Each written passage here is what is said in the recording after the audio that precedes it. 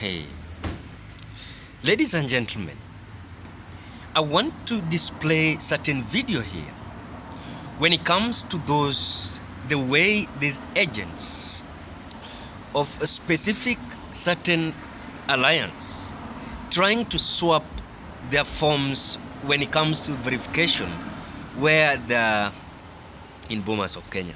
Na wakati nilikuwa naangalia vile anafanya, it is shocking. Ladies and gentlemen, to rig election is possible. After you are going to watch this video, you are going to accept it that everything is possible when it comes to rigging. I've seen people saying that to rig election or to exchange forms in Bomas of Kenya is not possible. It is possible. You watch this video, then we continue with the analysis.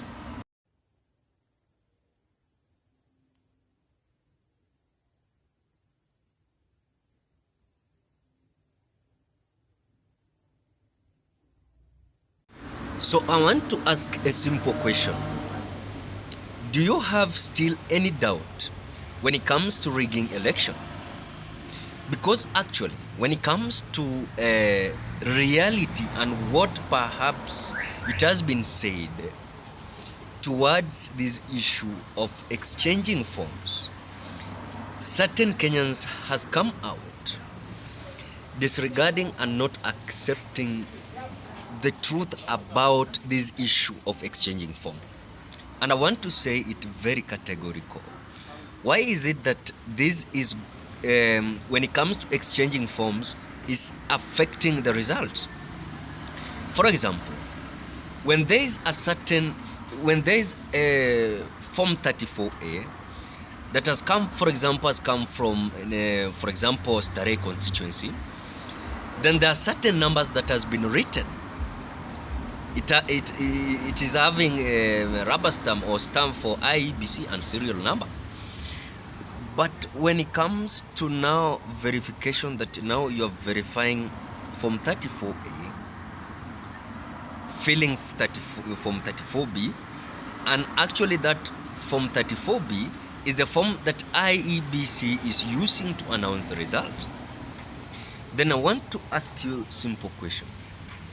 If though you are still not accepting the truth to be after watching that clip, are you seeing that when this form 34A that has been submitted with the IEBC at the table in terms of verification, then these agents, while filling the form 34B, before now they're not using that form 34A that was submitted by IEBC. They're swapping, they're exchanging. Wewe umeona tu vile ame-exchange, ametoa tu hapa, anaangalia. He did not know that someone was having a camera or a phone. You know, phones are there.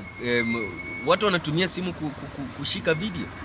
Na mimi nataka niseme wakati huu, kama ni uchaguzi ambao utakuwa wa huru na haki, ni hii uchaguzi wa mwaka 2022.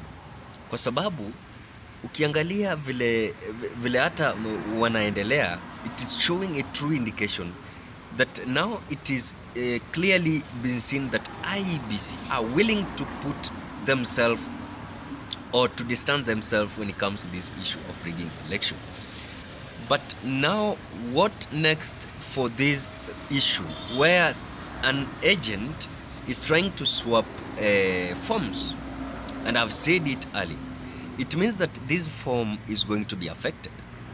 How is this form going to be affected? Number one is that original form that was given the IEBC now is not going to be to be relevant, because of course if of course he has already exchanged, yes, and I want to say it, if already he has exchanged, yes, it means that the result is not going to be actual per what was registered at the constituency level, because now we are not dealing with the agents that are in constituency level.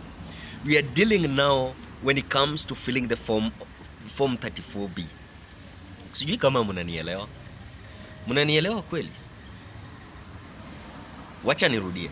Form 34B inapatikana after verification of Form 34A. Now, after verification of Form 34A, tunapata Form 34B. And that Form 34B is the result that now IEBC is coming out with announcing. Then when you see now such a kind of agent, in the process of verifying Form 34A to fill the Form 34B, anaswap hizo form. Wacha nikuulize swali, kwani result haitakuwa affected ya presidential election? Is going to be affected. In fact, even the turnout is going to be at least being changed. And that is whatever is happening. And it's not once or twice. It's something that is like a behavior now is happening. I want to say yesterday, when I was just watching Bomas of Kenya, when the process was continuing, I want to say that Azimio la Umoja came out alleging that Gladys Boshole, who is the women rep of Uasin Gishu County, was denied to access the table. I think she was denied to access the table where she was, I think the agents of Azimio, they were suspicious with what Gladys Boshole carried, because she was carrying a bag, and that bag was said that was having certain same forms that you have seen that gentleman is swapping at the table. So I want to ask you a question as we finalize. Wakenya wenzangu, are you sure that this election was free and fair at the ward level and constituency level and at county level? If you are sure, I want to request you with a humble heart to give your opinion. Is this going to affect the result of presidents, as you know that Kenyans are waiting the result? And if in case this is going to change the result, so it means that someone that could have won this election is being shortchanged. And this is something that there's certain side that has come out bragging, boasting. Even that moment the election was finalized, they were already announcing that they won the election. So actually it is a sense and a matter of just having kukua calm, just let us have peace and wait the result of the IBC. But I want to assure you that this election, macho, watu wameweka macho, and they're watching and they're very keen with this election. So the result that is going to come out, I think it will be at least free and fair than other election that has been conducted. So ladies and gentlemen, what are your thoughts? Drop your opinion at the comment section below. Otherwise, bye bye till we meet on another video.